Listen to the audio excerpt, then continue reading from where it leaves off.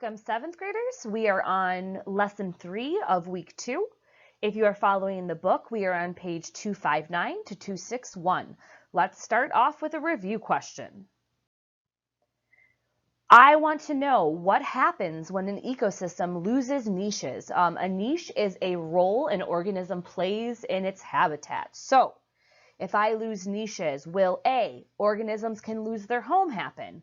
Or B, organisms can lose their food source? C, biodiversity is lost? Or D, all of the above? 5 seconds. 5, 4, 3, 2, 1. Pause the video if you need more time. The correct answer is D, all of the above can happen if we lose niches. How do we lose niches? Well, if we change the habitat, we can lose it because of global warming. All of these things will help diversity become lost, and that is not a good thing. The goal of today for this video lessons is we want to learn about factors that decrease or lower biodiversity. So again, biodiversity is the number and variety of organisms, sorry, typo, in an ecosystem. And we want biodiversity to be high, okay?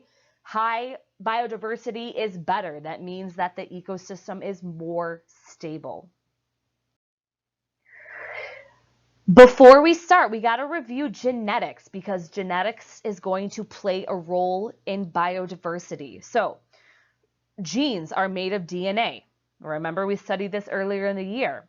They give instructions for all of your traits, how you look, how you act, how tall you are, what color eyes you have. Genes are passed on to offspring or babies. That's why you might look like your mom or your dad. Okay, that's called heredity.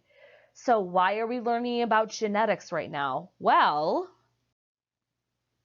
genetic diversity is going to be really important for biodiversity.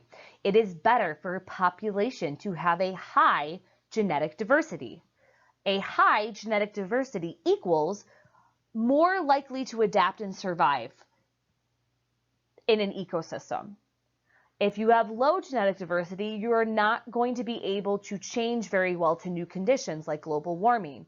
An example of an animal that has really low genetic diversity is a rhino because there just aren't that many left. So they keep breeding with the same partner over and over again. And again, genes are passed on to your offspring. There's just not that much variety. So if a disease comes in, well, that might wipe out the entire rhino population because their genetic diversity is so low.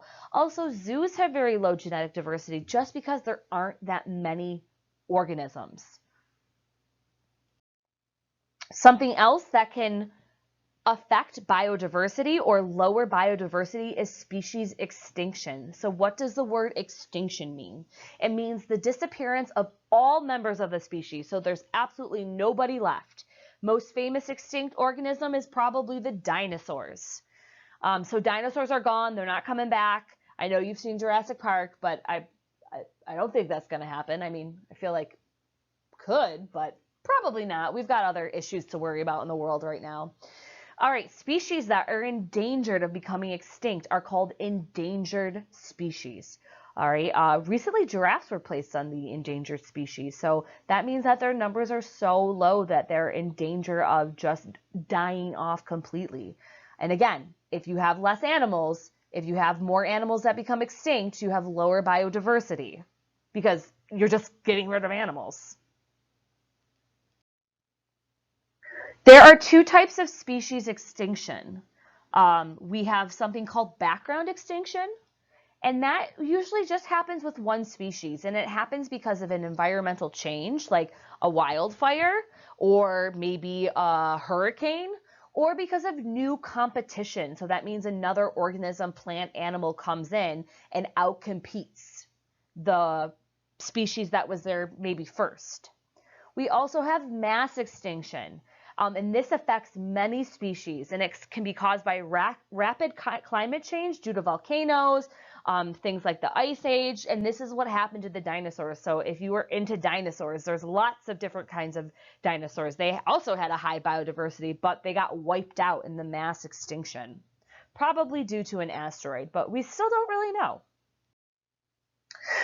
All right, other factors that will lower biodiversity is the loss of habitats or homes. So here's a picture of Central Park in New York. And a lot of people ask, well, that looks like a really big park. Could I have a bear that lives in Central Park? It's, lush and green. Why not? Well, bears actually need a lot of space to find food, to find girlfriends and stuff like that. So no, it's just not big enough to support them. So they will not choose to live there because it isn't big enough. Another factor that will lower biodiversity is pollution and other human activities. Habitat loss, taking down the rainforest, so things that humans do that are bad for the environment. All right, guys, that is it. I will see you back here soon. Stay safe, stay healthy, and I hope to hear from you guys soon. Bye-bye.